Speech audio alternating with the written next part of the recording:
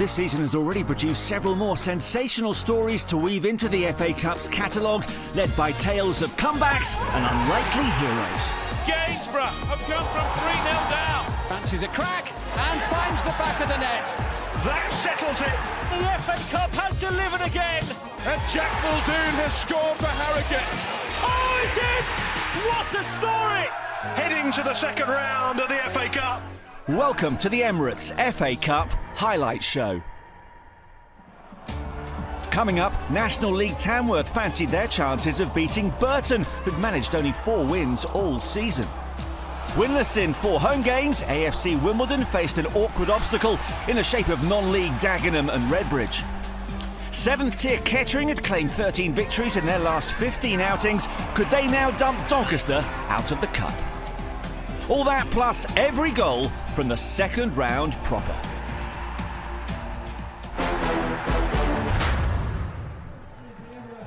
Just 15 miles separate Burton and Tamworth in the West Midlands. In footballing terms, 2 leagues and 39 places come between them. But 5th tier Tamworth were eyeing an upset against a side rooted to the bottom of League One, with 12 defeats from 21 games in all competitions. Commentary from Kevin Keatings. Neither side able to make a breakthrough in normal time. Wonder what extra time holds in store for us. Burton Albion on the front foot to wait for the cross. The cross is decent. This is Godwin Malif. Big opportunity for the fullback. It drops for Bennett. Oh, it's in. Took a deflection, I think, off Ben Crompton. But Mason Bennett will be claiming the goal. Finally a breakthrough at the Pirelli Stadium. Would the goalkeeper save the Bennett shot without the deflection? Well, maybe. Looks the only way that Jasbir Singh is going to be beaten today in that Tamworth goal, via deflection off Crompton.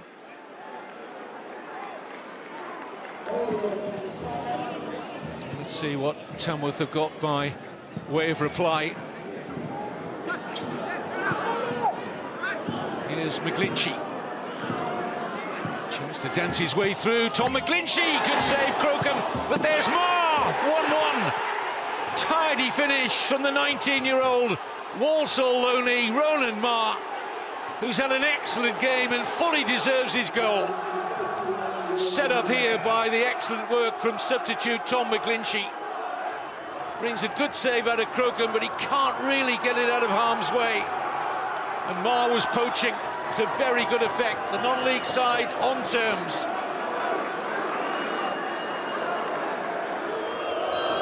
So Danilo Orsi with the first penalty in the shootout, and Singh denies him. Such a confident goalkeeper, Jasbir Singh. Ben Milnes off the substitutes bench, the club captain. No mistake. Advantage very much with Tamworth in the shootout. Ben Whitfield up against Singh, who saves again. Remarkable hands there from Jasbir Singh. Huge advantage now for Tamworth. Ben Crompton up against Crocombe. Oh, excellent save from Max Crocombe. Keeps Burton alive in the shootout. Hayden Hollis, if he scores, Tamworth hit the headlines again. And they dump another League One side out. Huddersfield in round 1, now Burton Albion in round 2. And the celebrations begin for this never say die Tamworth side. Grabbing the headlines again under manager Andy Peake and through to round 3. 2 leagues and 31 places came between Leyton Orient and Oldham, but the National League side had a golden chance to open the scoring, which James Norwood somehow squandered. Despite that, the 3-time semi-finalist did take the lead when Regan Ogle's long throw was touched in by Manny Monte.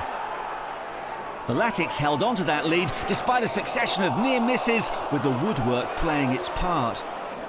Then, in the 99th minute, Tom James' free kick persuaded goalkeeper Josh Keeley to come forward and score a dramatic equaliser, so taking the game into extra time. and there was plenty more still to unfold. A foul by Ogle on Dominic Ball gave Orient a chance to go in front. However, Dan Agayi wasted the opportunity from the spot, the stutter leading to an unfortunate error. As the game headed towards a shootout, another Orient set-piece finally paid dividends as Agayi made up for his miss with a header to take the 77-78 semi-finalists through. Beaten just once at home in 9 games, this was expected to be a straightforward tie for League One Peterborough, and that looked like being the case when Ricky J. Jones fired them in front. League Two Notts County responded superbly to that setback though. Sedwin Scott made it 1-1 following George Abbott's knockdown. And they led after 16 minutes when skipper Matty Platt converted Nick Sarula's cross. The 1894 winners were attempting to reach round 3 for the first time in 7 years, but sloppy defending led to Jay Jones and Peterborough's second goal of the afternoon, after which the pendulum swung decisively. Space started to open up and the hosts took full advantage. Abraham Oda weighed up his options before finding Joe Randall, who scored at the second time of asking. A burst of pace by Sam Curtis led to the killer fourth 3 minutes from time. Odo with the close-range finish. Back-to-back goals in the cup for him. Stuart Maynard's men fought to the end and added a third of their own in the 6th minute of stoppage time when Nicholas Bilakapic slipped and could then do nothing about Abbott's fabulous finish from distance. It had no effect on the outcome though. 3 divisions and 76 places separated these two sides, and that showed early on. Stockport, 4th in League One, took the lead after 15 minutes. Will Collar with the finish after an assist from Kyle Wotton. Just 3 minutes later, last season's League Two champions doubled their advantage as Collar turned provider for Wotton's 8th of the season. This was Brackley's 4th appearance in round 2, and the National League North side benefited from an embarrassing own goal by Callum Connolly to gain a foothold in the contest. They thought they'd then equalised when, after Matt Lowe's shot was parried by Corey Ade, Alfie Bates seized upon the rebound, only for the goal to be ruled out for offside. Stockport were shaken, but stirred themselves back into action as Teo Adaramola crossed for Isaac Olufeyi to make sure of a third-round spot for the 3rd time in 5 seasons. Crawley beat Lincoln 3-0 when they met in League One recently, and despite being 11 places below their visitors, took the lead after 10 minutes. Ade Adeyemo with the cross, Jack Rolls the finish. They were on a roll at that point and scored again 3 minutes later. Some questionable defending, allowing Tola Shawunmi to put Rob Elliott's side in a strong position. Lincoln, who reached the quarter-finals as a non-league team in 2017, didn't take long to respond. Porty O'Connor with the looping header for his first goal since the opening day of the season.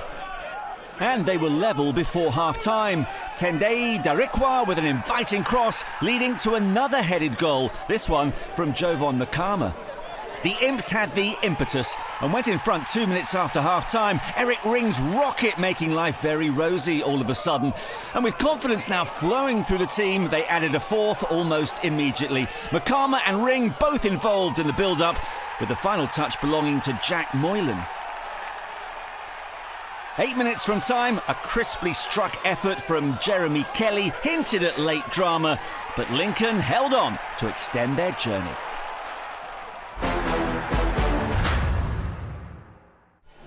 AFC Wimbledon had safely negotiated their passage beyond this stage in 6 of their last 8 campaigns.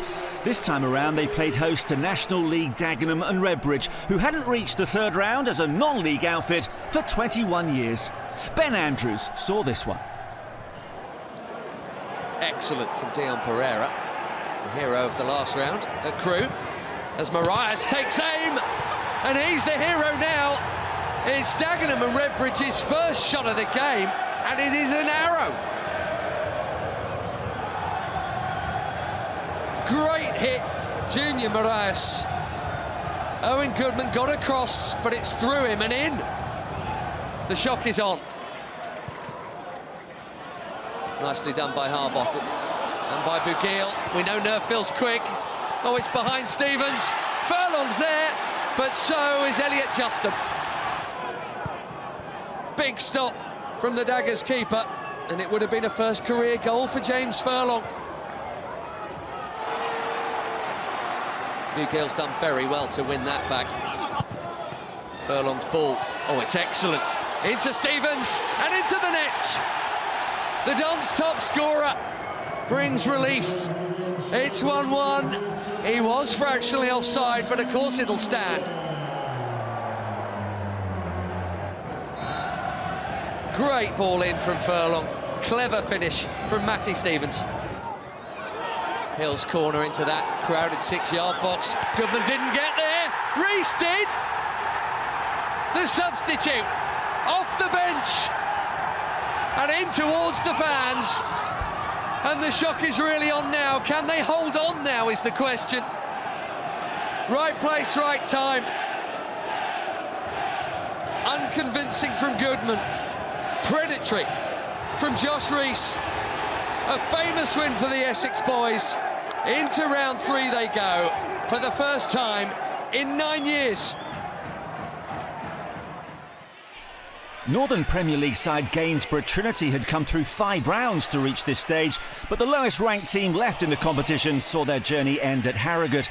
A Dean Cornelius header proved enough for the League 2 side, who were 73 places above their visitors.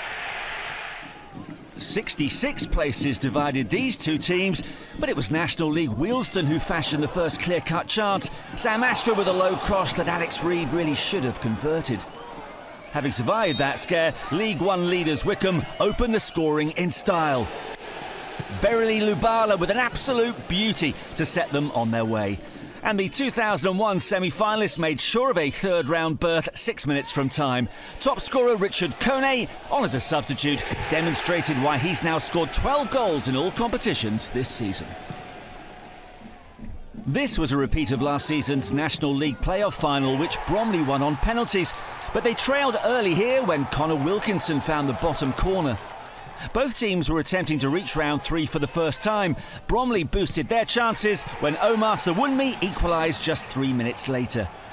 Victory at Rochdale in round 1 was Bromley's first in the main draw since 1945, and they repeated the trick when Danny Imre nipped in between keeper and defender to score the winner. An all-League One tie at Bloomfield Road as big-spending Birmingham visited Blackpool. And it was the side third in the division who opened the scoring early on. Lyndon Dykes with a finish after Brandon Kaler's good work to keep the ball alive. It wasn't long before the lead was doubled. Harry Tyra denied Taylor Gardner-Hickman from distance, but could do nothing about Lukas Jukovic on the rebound. His first goal of the season. Former Blues boss Steve Bruce switched things around after the break with 4 changes. One of those who came on, Jordan Rhodes, pulled a goal back, but there was to be no comeback as Birmingham advanced.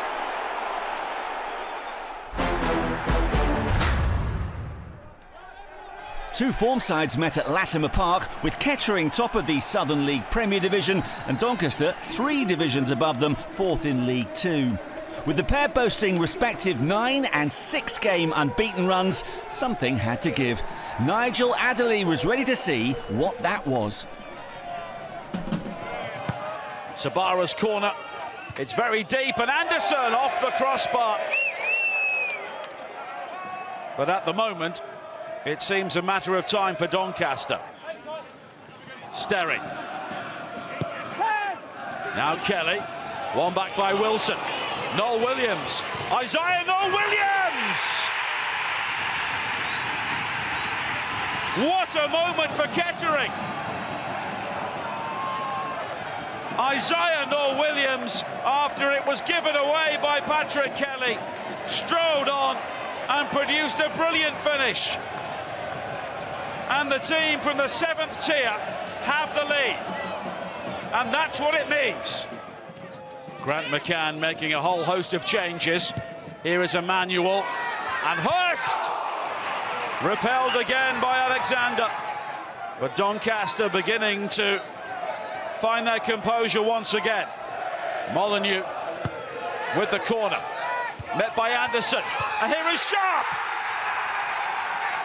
Billy Sharp, the saviour for Doncaster Rovers.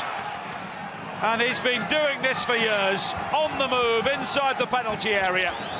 And with 15 minutes to play, the League Two side are level. Sharp, driven wide, but there's Molineux, off the line by White. And Doncaster going close again. Billy Sharp this time the creator for Luke Molineux. York's clearance doesn't get the distance. There is Sharp, and Sharp again. And Billy Sharp gives Doncaster Rovers the lead. The 38-year-old scoring at the second attempt, and he's taken Doncaster through. Beaten by 2 early goals when Wigan travelled to Cambridge for a League One match in October, this proved a much tighter affair. The hosts took the lead after 77 minutes when Brandon Njoku capitalised on a long ball Cambridge legend John Beck would have been proud of. The Latics hadn't been knocked out at this stage for 24 years and equalised with 5 minutes of normal time remaining. Philo Asgard on target. Then, with just 1 minute of extra time to go, Wigan completed the comeback. Johnny Smith's ball into the area, evading defender, striker and goalkeeper. The 2013 winners through, but only just. Accrington and Swindon drew 2-2 here in League Two a couple of weeks ago, and this encounter proved full of incidents and goals as well. Tyler Walton fired the hosts ahead after a fair old scramble inside the area. And Swindon's task was made that much harder when Dan Butterworth was sent off for an ill-timed tackle on Liam Coyle that saw tempers flare as a number of players came face to face. However, Ian Holloway's remaining 10 men responded in positive fashion and drew level when Grant Hall turned in Harry Smith's header across goal. Just past the hour mark, Swindon were awarded a penalty. Coyle guilty of upending George Cox inside the box. Smith, a former Chelsea junior, stepped up, only to be thwarted by a fine save from Billy Crellin. 7 minutes later, they did go in front though. Substitute Joel Cotterill showed poise, technique and awareness to score his 3rd of the season and 1st since September. That looked like being the winner. However, in the 91st minute, Walton made it 2-2 after Nelson Kumbeni's effort was blocked by Jack Pycroft. They couldn't be separated in extra time, but come the shootout, it was the hosts who showed more steel. Cotterill's penalty wasn't good enough to beat Crellin, allowing Kumbeni to win the tie. In an all-League One tie at Oakwell, it was Bristol Rovers who came closest to opening the scoring after 5 minutes. Gatlin O'Donker's powerful run and shot not rewarded as he hoped. Barnsley hit the woodwork twice themselves, the best chance falling to Adam Phillips.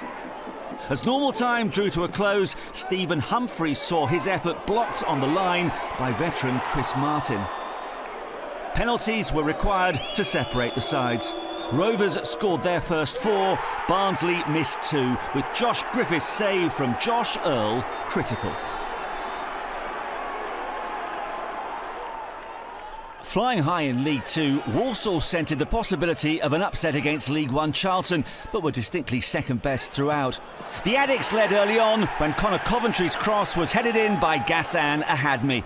That was after 16 minutes, and the 1947 winners were 2 up inside half an hour. Brandon Conley's back pass left goalkeeper Tommy Simpkins stranded, and Matty Godden said thank you very much. Walsall sought a way back after the break to no avail, and when Terry Taylor's free kick was palmed upwards rather than outwards by Simpkin, Ahadmi was in position to score his 2nd of the afternoon and put the result beyond doubt. Late on, Thierry Small indirectly laid on a 4th for Tyrese Campbell as Charlton celebrated back-to-back away wins in the competition for the first time in 10 years.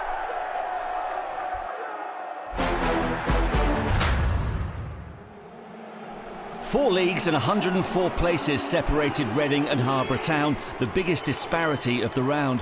The 7th tier side had already managed to go 4 rounds further than ever before. Ready to see if their adventure would continue was Dave Farrer. Early set piece here for Harborough, and climbing high is Robinson. Harborough Town in front.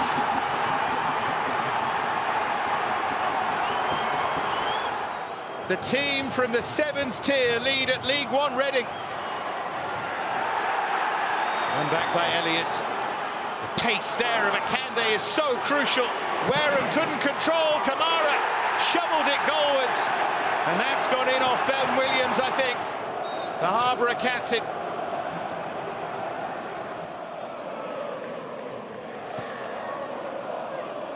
Throw hurled in. Touched on by Malone. It falls for O'Sullivan. They're back in front. 3 goals in 3.5 madcap minutes. There's Wing.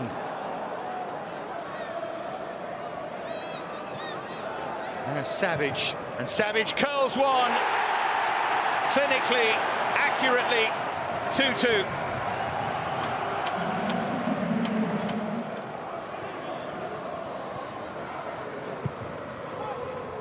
Tuma played it across and Akande attacked it. It rebounds back to Akande.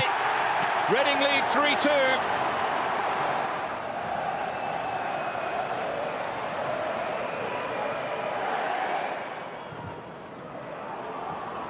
Danfield and Kanu comes across, and that's a bit clumsy.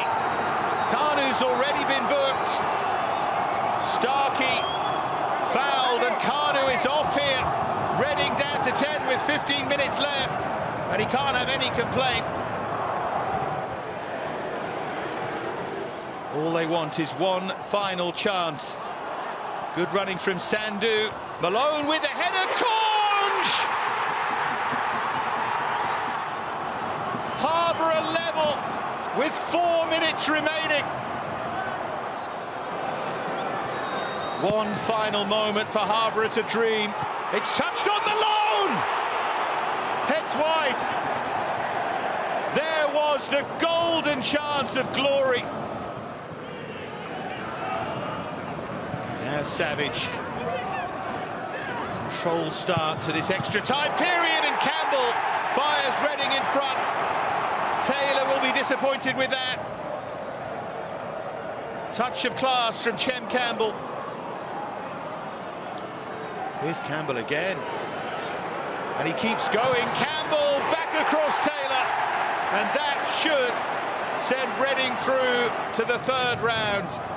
An afternoon of romance and drama, but Reading win it. The first ever FA Cup encounter between these two League One sides proved hugely frustrating for Stevenage. Despite dominating for long periods, they couldn't find a way past Mansfield keeper Christy Pym. And 3 minutes after the break, Nigel Clough's men won the tie thanks to a sharp finish from Stephen McLaughlin. Semi-finalists in 1997, Chesterfield fell behind on the stroke of half-time at St James's Park. Tristan Crammer with the header. Exeter manager Gary Caldwell had an unhappy spell in charge of the Spyrites, but was able to enjoy this game when Jack Aitchison and Ilmari Niskanen combined for Josh McGuinness to ensure a place in round 3 for just the 4th time in 20 seasons. Salford were 1 place above their League Two visitors Cheltenham and 1 goal up against them after 20 minutes.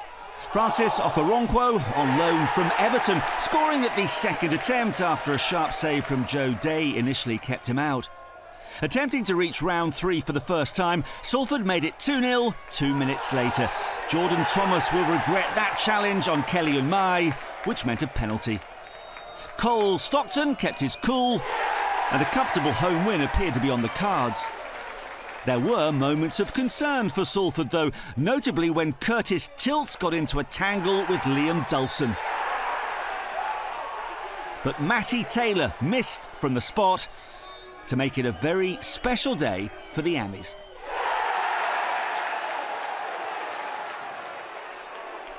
Morecambe took a welcome break from their efforts to climb away from the bottom of the Football League and came close to opening the scoring against Bradford when Harvey McAdams' curler rattled the woodwork.